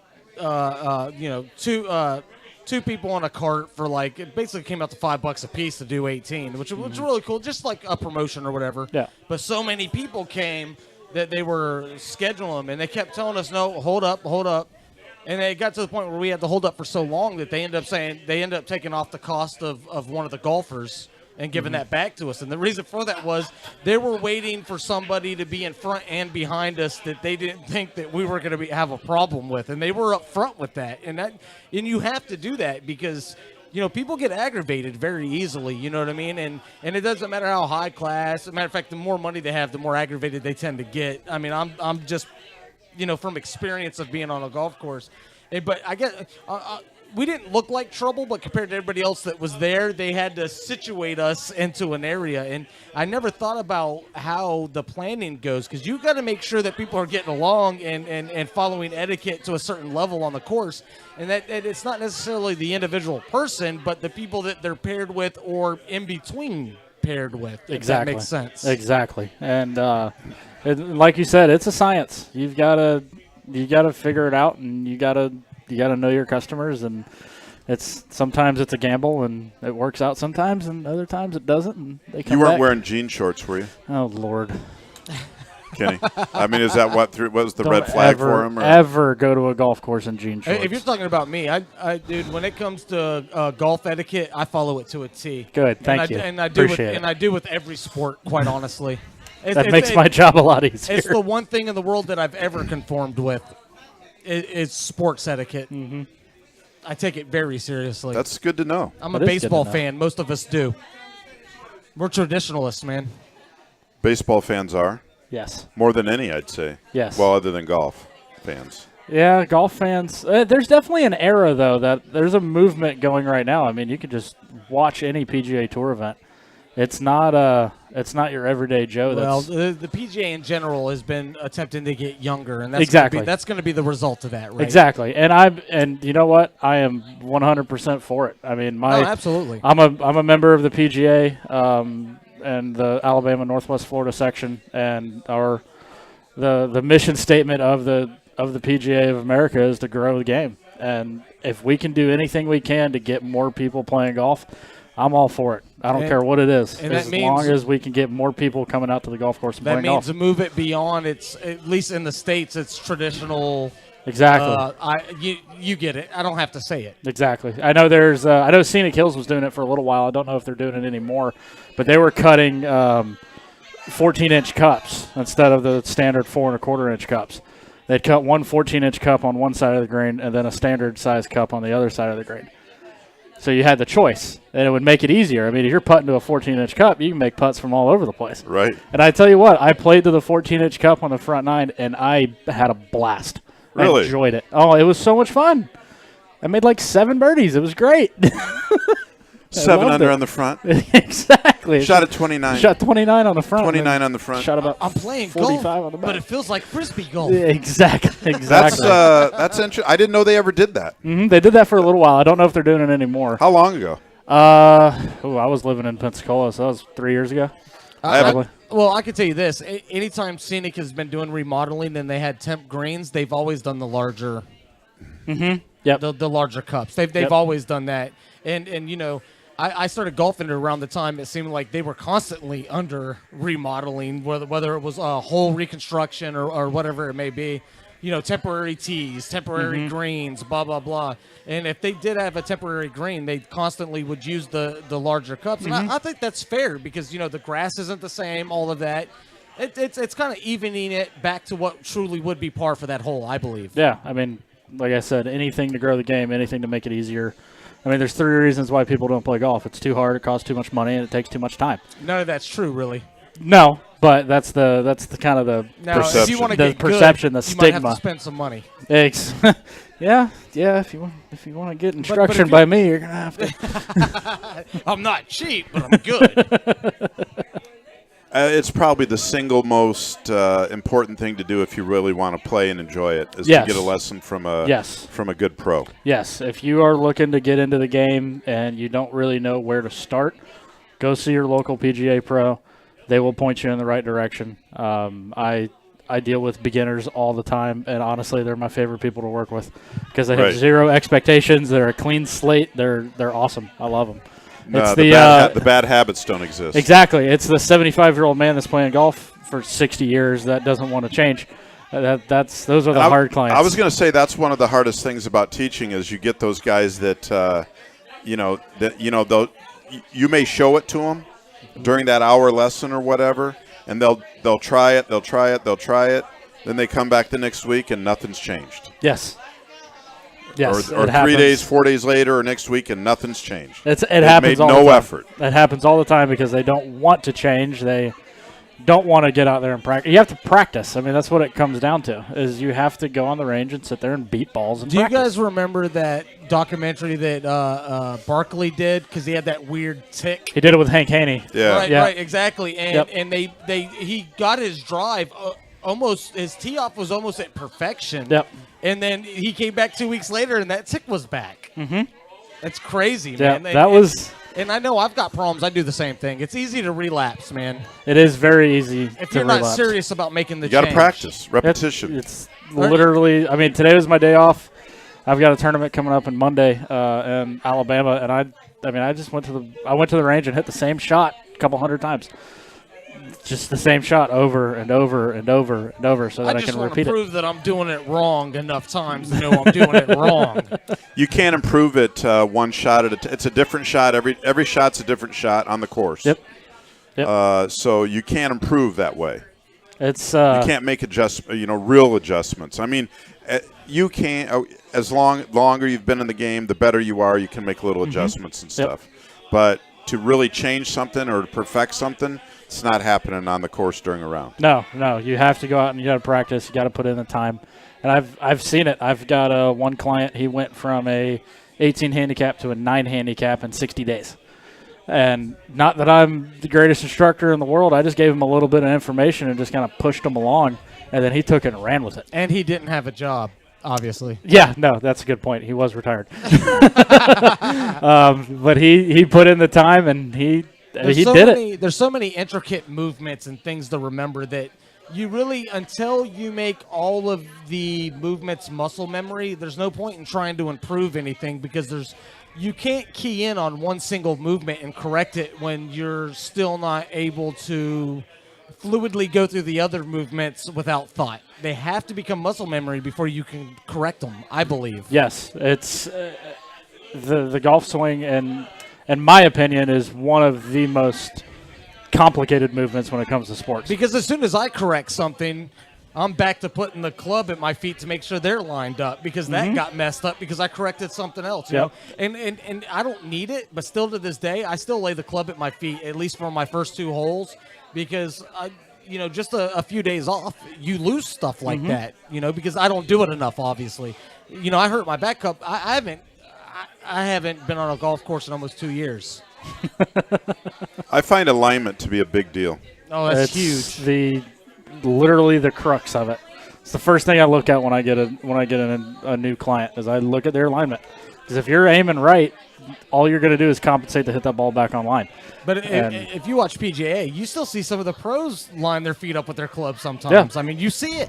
Back when Jack Nicklaus was playing and they didn't have this wraparound tour season where they actually had a legitimate off season, Right. when he would start the season back up, he would go over grip, alignment, and posture. And you're talking in my opinion, the greatest player who ever lived. And he would go back and do the 3 very basic things that people should do every single day. And it's important because as you age, that changes for Yeah. you. Yep. Yeah, it changes. I mean, and there's so many different ways to do it. You guys made a comment about J.B. Holmes. I mean, J.B. Holmes is one of the longest hitters on tour, and his hands never get above his head. I don't understand it. And then you've got guys like, Bubba, to take a local guy. His hands are in the next Right. zip code. Zip code. And he curves the ball and he moves the ball all over the place. But then you've got guys like Zach Johnson and Steve Stricker, these guys that just hit the ball on a string, but they can't hit it out of their shadow. Well, Zach Johnson won the Masters. Right. He's done something right. I was there that year. I was there that year too. Really? Yeah, I was there on Sunday. Odd. I was there Thursday, Friday. I remember walked being there. in through the back gate. The house that we had was with Johns Manville. Okay. And we went in through the back gate, and there was a guy there in a suit and everything, and he goes, "Welcome to the final round." He goes, "Gentlemen, welcome to the final round." I just about lost. I'm like, It's the Mecca. It's the place to be. If you're a golf fan, you got to go. I sat 16, par 3. Yes. I sat my chair down on 16. I got there at 9 in the morning, went and set my chair down on 16 on the rope, right on the rope. And then I did not come back there until about 1:30 in the afternoon. Your chair was still there. And there were I don't know, 500 people on that side of the rope and whatever. Yeah. And I just zigzag, excuse me, right up to my seat, sitting there. I could have left my wallet on there with $1,000 in it, and it would have been sitting there. Yep. It was the most awesome. It is the most. When I went, I remember how eerie it was because you walk through the front gate, and you've got your merchandise tents on the right. You got your food and beverage stations out on the left, where you can go get a club sandwich for like $2.50, and you go out and you walk out, and the first tee is right in front of you. And it is. I've been to a lot of PGA Tour events. It is eerie quiet. There's no one yelling. There's no one moving. There's no one talking. It's just silent.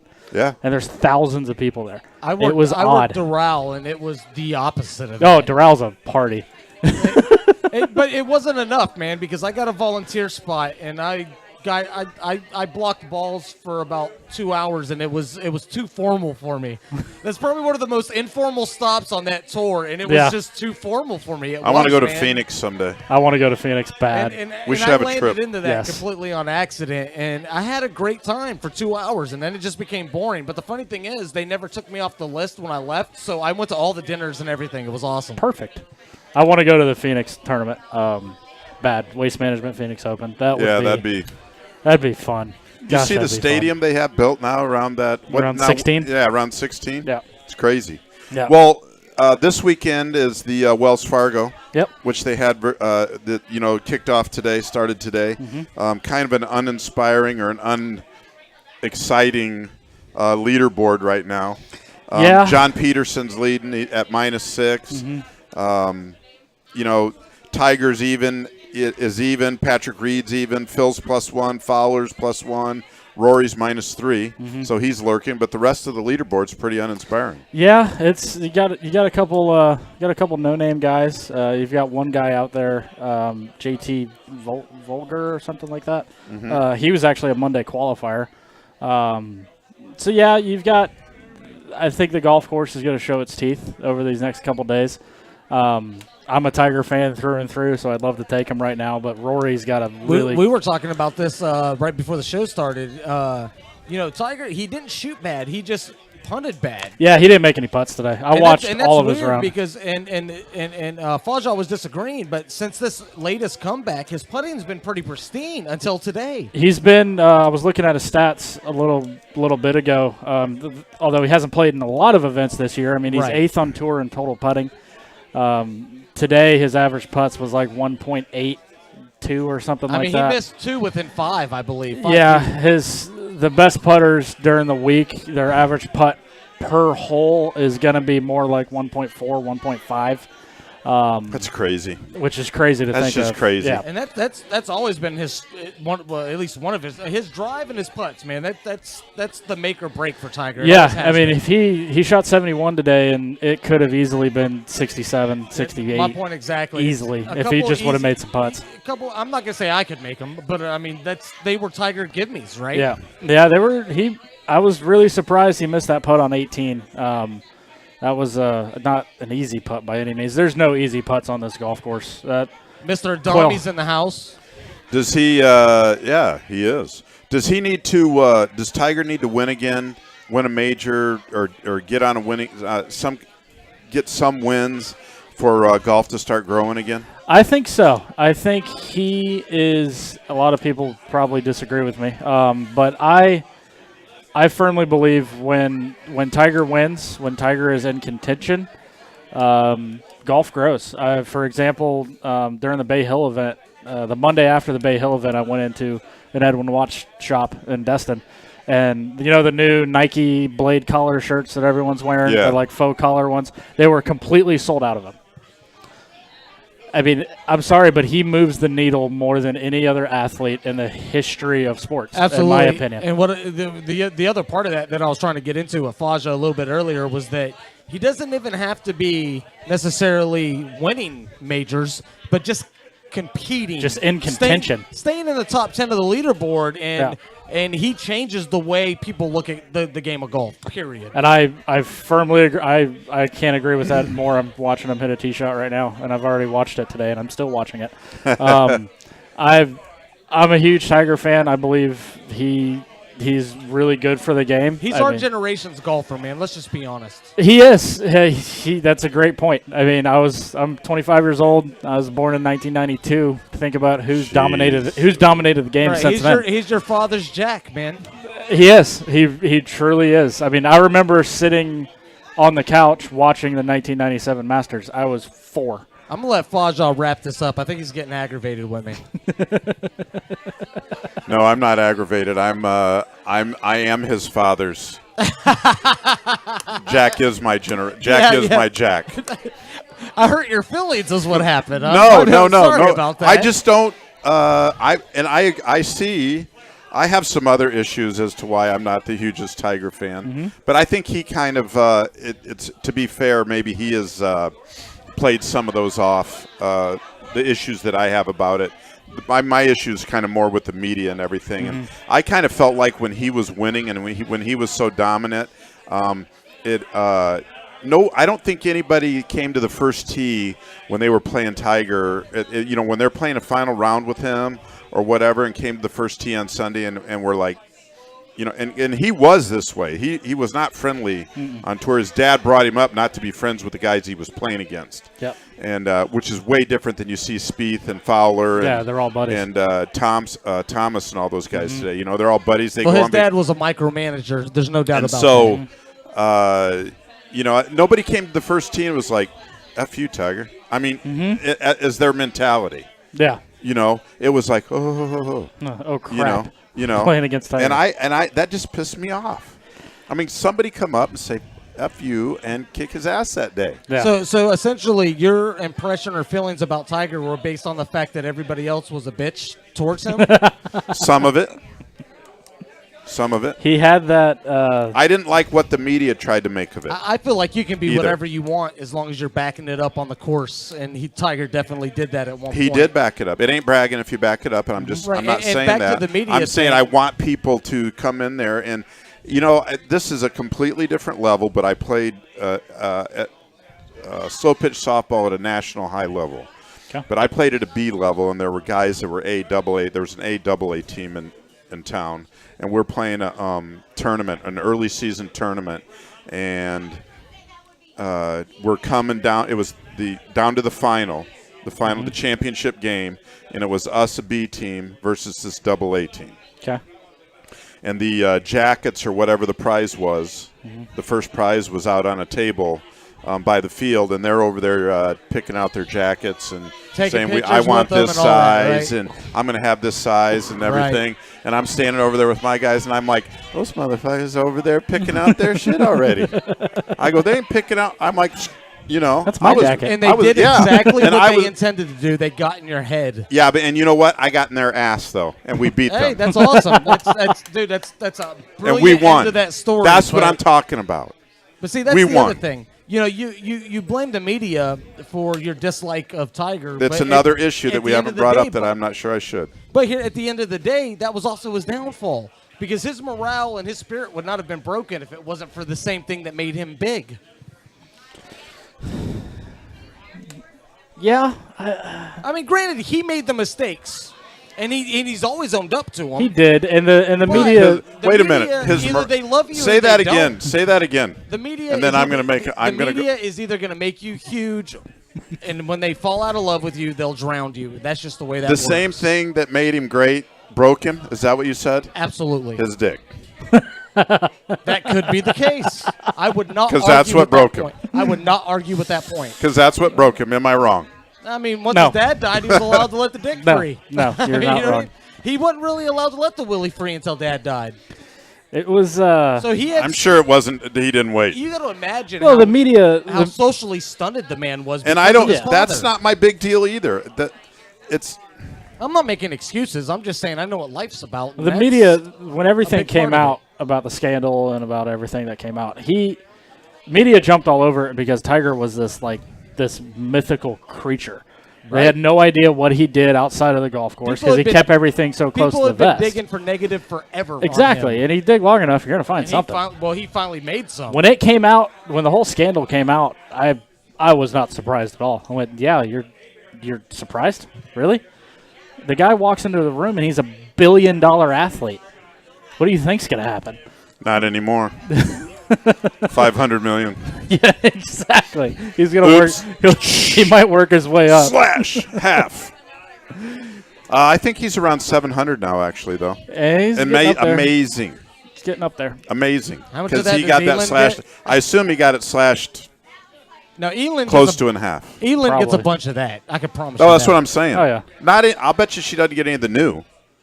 No. She can Right. only I'm get saying what was being she got a produced few or in hundred million. contract at that time. With everything, all this new campaigning that he's doing with TGR and getting all of his companies and everything under one Him umbrella. losing and- contracts as a result of this helped him financially later on in life. It didn't I'll seem tell you like what. it at the time, but it did because Maybe that's new money. Probably true. She's not entitled to that. He has matured immensely since over the years. He has. I enjoy his interviews now. Yes, he's he's- pretty honest about his game. He's honest with the guy. I think he's become one of the guys. Yes. Being a assistant captain and stuff on the President's Cup and the He Ryder doesn't Cup. whine and make excuses like he did for a while. No. It was just So yeah, I mean, You're coming around, is what you're I trying just to no, say. I'm not coming around. You're- I do not you're want him to. steadfast on your I have Tiger no hate. interest, and I love golf, but I don't need Tiger to love golf, and I know other people do. Yes, But I agree do with not that. want him to win another major. Exactly. I do.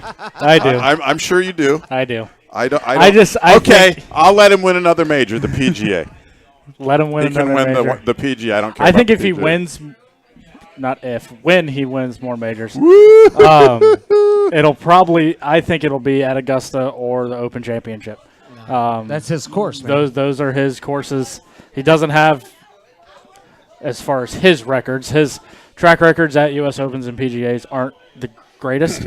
But his track record at Augusta is amazing, and he loves links golf. I think one of the things that made him so dominant, specifically on that course, is acclimate weather they would get sometimes. You know what I mean? Like the diversity in winds and stuff like that, which is infamous for that course to begin with, right? You know, and he's mastered that for a long time, and I think he could definitely do that again with the talent pool that's against him. I honestly believe that can happen. And here's what I don't like. It's Sunday. It's the final round. I love Dustin Johnson. Okay. He's my favorite right now, probably. Okay. I like DJ. I like him a lot. And you know what I like? I just like his. I like his walk. I like his attitude. His demographic. He walks like he's got this gunslinger walk. Is right down your alley. Easy now, man. Hey, don't be talking. Easy. Easy. He's just kidding, Mom. Mom, it's something good. Oh, Mom already knows. Are you talking about she doesn't. You're talking about the back injury that lasted exactly 90 days? That's exactly what we were talking about. Last year? It was that was part of the legitimate. show. The one where he fell out. That's what I was going to say. I'm like, are you inferring that last year was too? I'm talking. There was one. Right. Oh, I know. Years I think everybody knows that was though. Right, and that goes back to my point about there was a period where he was just a whiny bitch and made excuses on his body. We know he was hurt. None of us would say he wasn't, but he relied on that too much of a crutch at one point. Would anybody disagree with that? You talking about Tiger? Yeah. Yes, I'd agree. Man, I don't know if I would agree that he relied on it as maybe. Maybe that was it was out there a was- lot. it was. He sure made a big. He did a lot of grimacing and stuff that I wasn't fond of. I mean, his psychological makeup after his father died changed so drastically, so quickly, that I don't understand why people are so dumbfounded that he has been involved in some of the situations he's been involved in. I'm not dumbfounded. He was just finally such able a- to be an adult for the first time in his life, and he wasn't sure exactly how to do it. And now I feel like I am making excuses for him, but I think that legitimately happened. It's His father owned everything, like as far as control, right? Oh yeah. As far as I could see. I mean, I don't know. Never met the guy, but I've heard horror stories it's behind the paint. Tiger has done he's done so many. I mean, he won the U.S. Open on a torn ACL and a stress fracture. I mean, he's done all of these things that are so beyond. You're not able to wrap your head around it. I mean, he's won. God, I wanted Rocco to win that. He's had interesting stat. He's had 10 seasons of 5 or more wins in a single season. You wrap your head around it. He's had a career worth of wins in one season, and he's done it 10 times. That's it's ridiculous. Yeah, no, it's ridiculous. And But going back to Dustin Johnson, huge fan of Dustin Johnson. Huge fan of when you can't tell if he just made double or eagle. right. Yeah, I mean, and he has no character. That's so the that they problem start there. showing, they start showing the leaders are starting to tee off and stuff on Sunday, and DJ's on the course. I want to think who else is out there at the time, but anyway, DJ's on the course, number 1 player in the world, by the way. A lot closer to the lead than Spieth was, by the way. And you don't see a shot. We're watching Tiger play 15, 16, 17, and 18. Yeah. And I'm like, I can't stand that. Yeah. I hate that. I don't want to watch somebody who's not – I don't care who it is. If he's not in contention, I don't want to watch him. Yeah. Maybe I'd want to watch Jack, but he wasn't – you know what I'm saying? But you know what? The laymen, the people that are tuning in, if I have to be honest – They're very happy to watch Tiger play 15, 16, 17, and 18. Yep. They always will. I mean, I was smashing CBS on Twitter. my worst thing when it comes to the announcing and the coverage is when you clearly hear the player and the caddy talking, and then the announcer chimes in and starts talking over it. It's like, no, just be quiet awesome. and let's listen to Phil and Bones dissect a golf shot. Let me tell you something. Bones, Fantastic. I love it. Fantastic I love it. behind the mic. He's awesome. Love it. He's awesome. Couldn't have picked a better guy. I forget who it was from ESPN. I'll have to look up who the guy was. a black golf commentator, announcer, not Mike Tirico, obviously, but was doing Thursday morning or Friday morning, I don't remember. Horrible. Terrible. Horrible. It was horrible. Terrible. There, terrible. Terrible. I couldn't even believe how bad it was. I swear it was so bad that they took him off at like 11 o'clock or something like that. Sometimes That's the one thing about the Masters, though. You get to watch it all. Yeah. You watch everything. You know, literally everything. And my favorite that's another thing. If I could choose a tournament to win, if I could choose a major to win, it'd be the Masters. It'd be a close I one. say, would you choose this Masters or would you choose the Open Championship at St. Andrews? Or the U.S. Open at Oakmont. U.S. Open is historically considered one of the hardest events, because on the planet. A lot of it because of the way they grow their rough, and agreed. But the prestige of the Masters. It's true. It's the Masters. I mean, I'd have to pick. And the a Masters. lifetime. You got a lifetime exemption. Yeah. I'm going every year. Right. I feel like if it's truly going to be called the Masters, they should change the holes every round, or at least like maybe every 3 golfers. Don't let anybody warm up to it. You know what I mean? That's the great thing about the Masters is everyone is so familiar with the golf course. And I mean, I don't know the front 9 very well. I know 1, 2, 3, 4. I don't know 5, 6, 7. I know 8 and 9, and then I can tell you everything about the back 9. I know every hole on the back 9. I know every shot on the back 9. I know it's Rory's game now, but I played it very often when it was still Tigers, and I'm gonna tell you now, I was really good, man. I could put the spin on the ball. Did you? By the way, R1. Speaking of DJ on that Sunday, game made me not want to golf. By the way, he had DJ had a 12-footer on 13. Par 5 is 13, right? 13 and 15. 13 and 15. He had a 12-footer and a 10-footer on 13 and 15 on Sunday. Okay. And just couldn't nothing would fall for him. He Yep. hit the ball. He struck the ball so well on Sunday. That guy, what he does, I watched him. I went to the Tour Championship in Atlanta at Eastlake a couple years ago, and I stood next to him on the 18th tee while he hit a tee shot. I thought I was going to get sucked into it. The club was moving so fast, and there's so much torque, and what that guy can do with the golf ball is unbelievable. Did he? The cup the Bode cup? Yeah, the bow at the top. Is that fairly new? No, he's done that. Not for him, but for in golf. Yes, it's kind of a thing. Like, did Jack cup? No, Jack didn't cup. Did Arnold cup? No, they were all very flat at the top. Yeah. This new John Rahm has a bowed wrist. Justin Rose kind of has a bowed wrist. DJ has a bowed wrist. The interesting thing about it is when you bow your wrist at the top of the swing, it actually closes the club face. Most people expect to hit a ball that would move right to left for a right-handed golfer. It's actually not true. John Rahm plays a cut. Dustin Johnson hits a ball that moves left to right. Justin Rose hits a ball that moves left to right. It's kind of interesting. This. I want to know because I've often thought about this, and I want to know if it's comparative. So you've noted, if you grew up playing baseball, Faja, you can contest to this.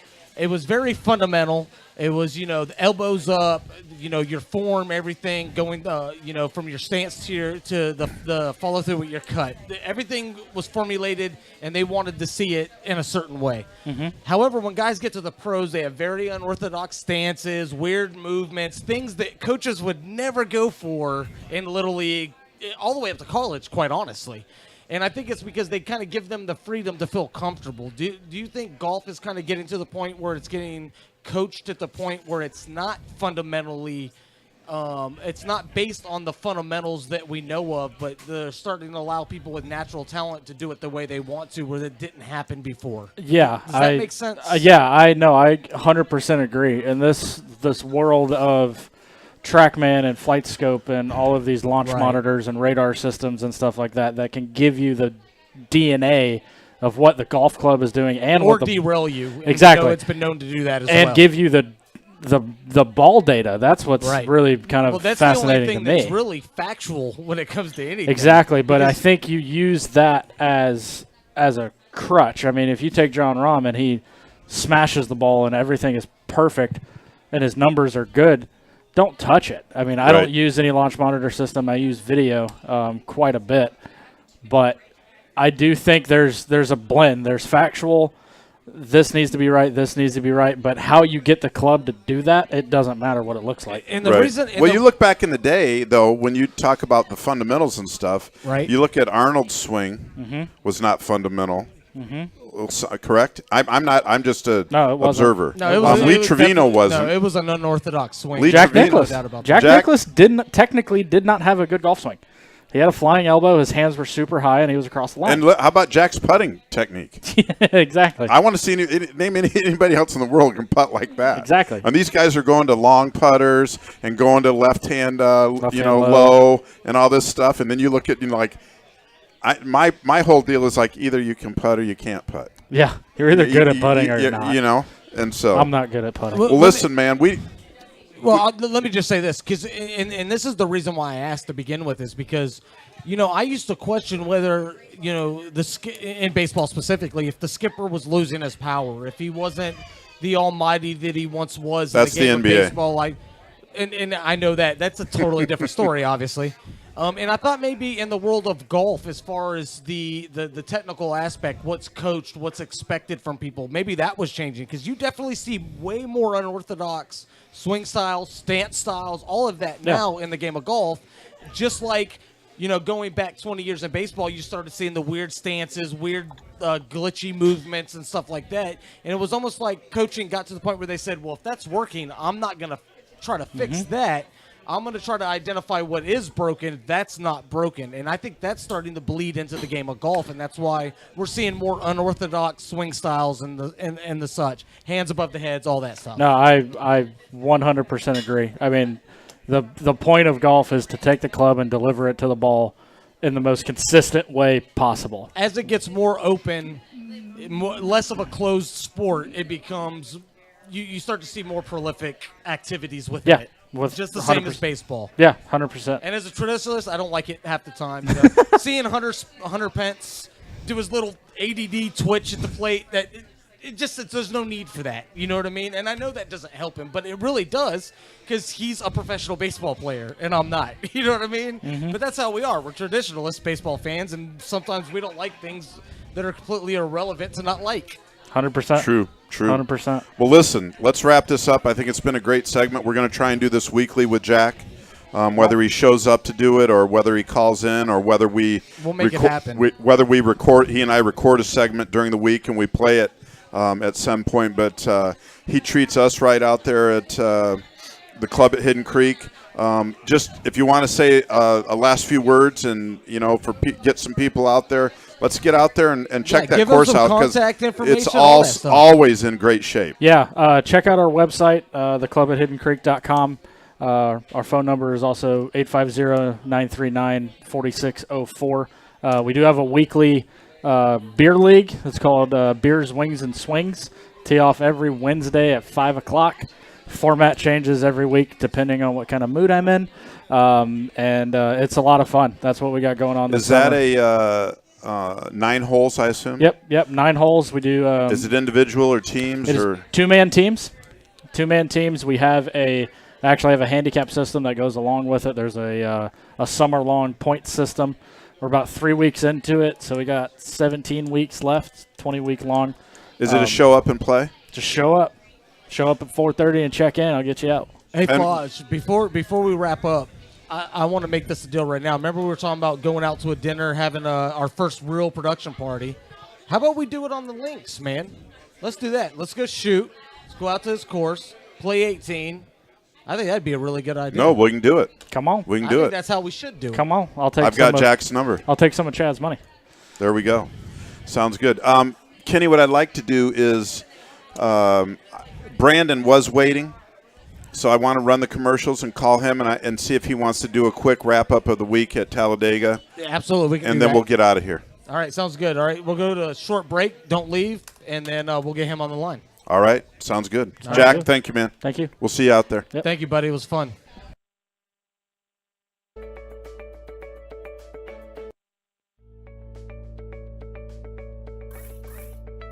Brought to you by Tell Staffing and HR for your payroll, workers' comp, human resources, benefits, and staffing.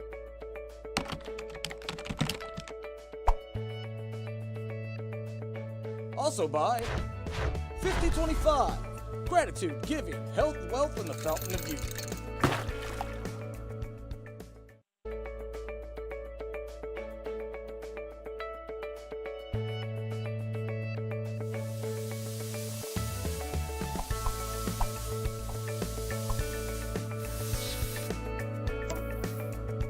Play Harder Radio is sponsored by Rocky's Termite and Pest Control, a family tradition since 1962.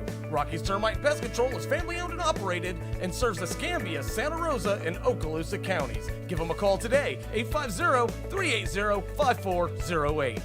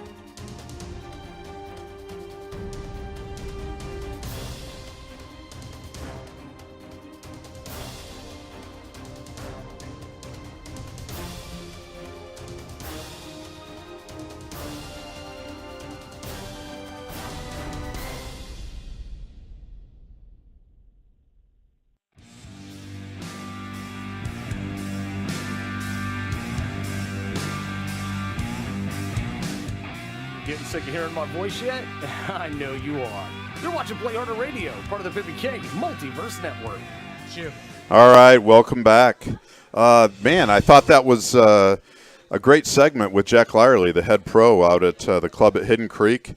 I think we had a real good night. Chad with his fascinating facts that had nothing to do with sports tonight. Actually, he got it going pretty good up front with the the transgender prison rape. And the words he'll never remember again. You know what? Since Wayne walked in here, I can talk about this one thing I had on my list here. Get Wayne on the stage. I think we should do that. This is a yeah. No, Wayne said no. He's never. I want to get that. I want to get that defend the shotgun. I want to get that defend the shotgun camera. Can you just come up and show us the shirt on camera? Can you do that? Right here. You guys sit down right here. You gotta sit down. Yeah, you gotta sit down right here. Defend the Shaka. There it is. Look at that. That's a beautiful shirt. Come towards me just a little bit. There it is. Yeah, sit down in that chair. Sit down in that chair. That's where it's there at. You go. There it is. Everybody sees the shirt. Now they're not going to be able to see it entirely unless you put those headphones on, and then that's where things Just are put going them to really on. get interesting. You're going to like this. You're going to like this segment. I know. He really didn't want to do this, and Yeah. we got him into it. It's just coming up on mine. Oh. You got the live feed. You're good. You're All good, right. man. You heard You're it. Sounds good, right? Yeah. Great Good. too, by the Good. way. So, I'll let you know good. that. One of the things we were going to talk about this week, but we ran over a little bit on golf and Great other segment. and also on prison transgender rape. But I was taking a look at the recruiting rankings today, and how they do recruiting rankings. And Tony can correct me if I'm wrong, because I don't know how they come out with their big number. But part of it's based on with the number of recruits and how the recruits are rated.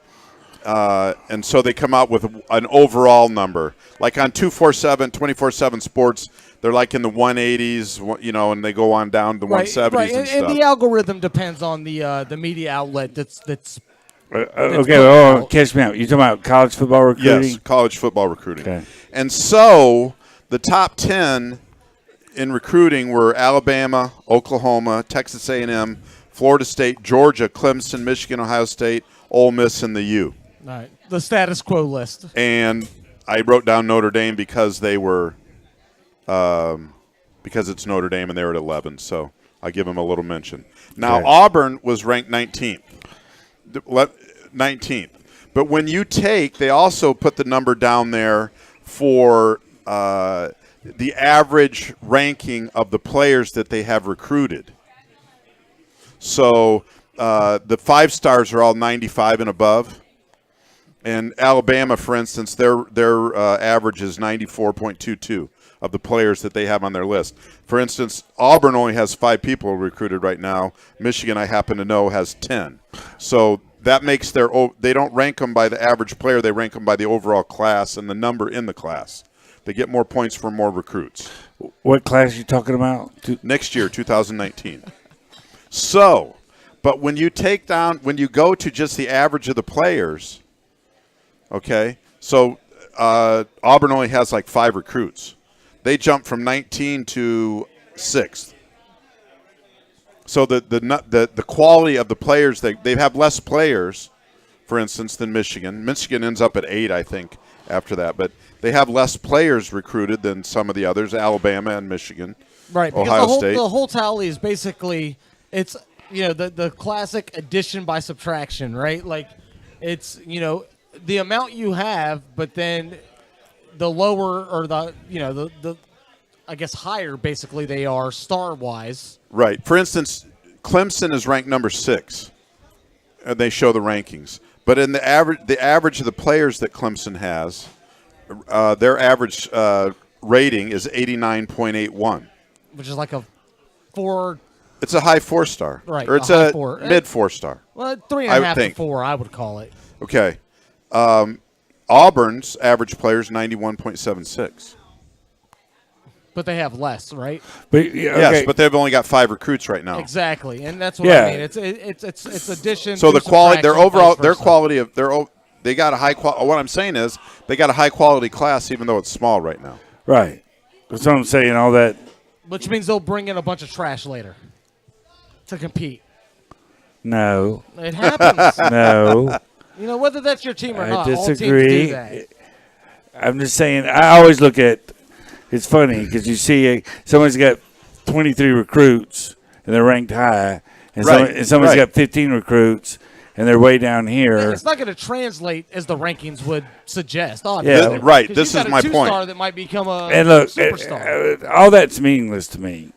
I mean, how many teams can you go back and look? It's not totally meaningless. Okay, not totally, but how many people are 3-star recruits that end up being phenomenal, and how many people are 5-star recruits? Hell, Auburn recruited Reuben Foster. Oh, is it Reuben Foster? I would agree that the middle of the run stars. No, it wasn't Reuben Foster. They typically have more longevity for sure. I'm not going to say they're blowout superstars, but those are the guys that stay in the league. Typically, the most part. 5-star can help you the first year. Helps Right. a team the first year as a freshman. Okay, Auburn recruited, and I said Reuben Foster. So Auburn recruited the number 1 recruit in the nation 2-3 years ago. 2, I think, right? Defensive lineman, I can't remember his name.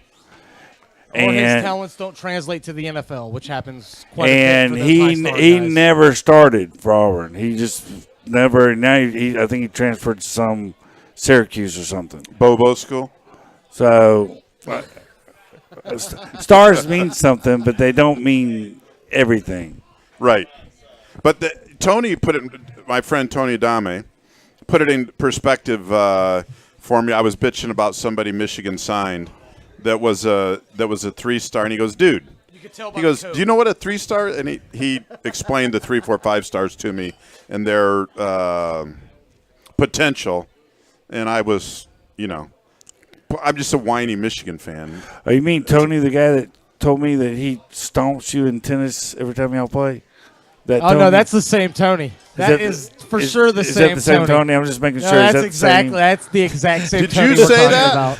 Did you say that? But it's the truth. We played this morning. That's all Yeah. I'm saying. He told me he's tired of winning.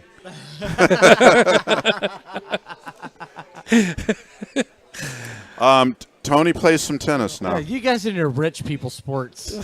No, Tony. I'm not even going to say what he told me one day about sports. How he described the sport. It was good. It was No, good. he said you could say it. That's permission granted. I'm not. You supposed don't want to say it. That's a different That's thing. true. Don't put I it don't on wanna say him. You're the one that No, doesn't I'm want not. to say it. I don't want to say it. But anyway, Wayne, know. thanks for coming up for a minute. I was trying to give Hey. Auburn some props. Our guest has been very compliant and to me more useful than Chad ever is. So I appreciate his company, quite frankly. He sits about back as far as Chad does too. Okay, so I'm up here, Right. and I never come up here, so I have one complaint. All right, here About we go. the show? I went to Talladega, Okay. and Gus Malzahn was the one to announce, Gentlemen, gentlemen start search your engines. The official starter. Yes. The NASCAR MC or the event And MC or whatever it is they call him. I'm up there, and he got announced so disrespectful. Oh, Ryan tells me, "Oh, you're in Alabama Nation territory." I'm like, dude, if I was somewhere and Nick Saban got up there and announced something, I'm not going to be disrespectful. Well, Oh, it was terrible. that's a bad example. It was terrible. I think Nick's earned more respect F than Gus Malzahn was chanted as loud as you could hear it, and I'm like, really? that's unfortunate. What's wrong with y'all? You're an Auburn fan, I get it, but do you really put Gus at Nick's level? Oh, absolutely not. That's not what I'm saying. No, I understood what you're saying, but you got to I'm saying understand the whatever- fan- He's saying that the Roll Tide Nation acted like a bunch of Yeah, shit bricks. absolutely. Okay, well, okay. Nobody's in Nick Saban's level. So nothing happened that wasn't expected. And I like Nick Saban. I respect that dude more than anybody. Right. I like to hear him talk. He talks straight talk. You just don't respect the obnoxiousness of the Tide fans. Well, I just would never disrespect, as a fan of Auburn, I would not disrespect Nick Saban ever. Of course, he probably deserves more respect. That was my point. It just shows low class to me for somebody to go. Alabama fans showing low class? No, that didn't happen. Yeah, Roll Tide. it happened. Roll Tide. Give me another bud. And that's exactly why I looked over at Ron. I said, "Roll Tide." That's what I told him because Roll Tide. Give me another bud. he was all. I got to tell you one other funny. Well, people don't know. No, Ron. no, go ahead. Give us our antidote. Give us your antidote, All right, man. no. The race is about to start, and you can see this. There's a fire going on right next to us. Uh-oh. That we're worried about. Okay, is it going to be stopped? We're going to have to evacuate. Yeah. Yeah, we So- made this happen, by the way. So Ron comes up to us. He investigated it, and he came up to let us know, hey, some redneck set the dumpster on fire. And these two girls next to us, we didn't even know, looks over. Hold up. A redneck in Talladega? You're going to have to prove that to me. Well, these two girls looked over to him when he said, some redneck start the dumpster on fire, and they looked over to him and says, oh, was it you? I wasn't even there, and I was thinking the same fucking thing. Oh, F-bomb, sorry. Oh. No, I was literally already thinking the same thing, man. I didn't realize it was funny That's until awesome. he said it. Just chill. You can hang on a second while we wrap it up. All right, let's wrap it In up. a big Let's hurry. get out of here. Yeah, let's get out of here. Hey, I want to thank everybody for coming out tonight. We'll be back here next Thursday at the break, 7 p.m. to do it again. Play Harder Radio. Thank you guys for coming out.